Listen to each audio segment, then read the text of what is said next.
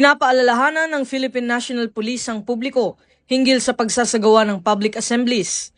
Alinsunod sa batas, ang pagsasagawa ng public assembly nang walang paunang abiso o permit mula sa lokal na pamahalaan ay ipinagbabawal.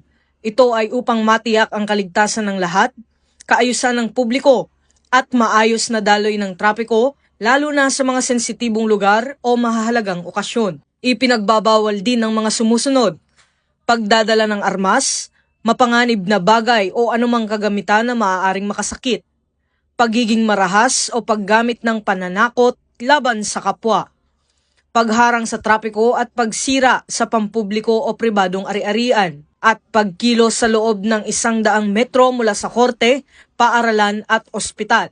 Mahigpit na ipatutupad ang mga probisyong ito at ang sino mang lalabag ay maaaring manugot sa ilalim ng umiiral na batas. Hinihikayat din ng PNP ang lahat ng panatilihin ang mapayapa at organisadong pagtitipon at makipag-ugnayan sa mga otoridad para sa seguridad ng bawat isa.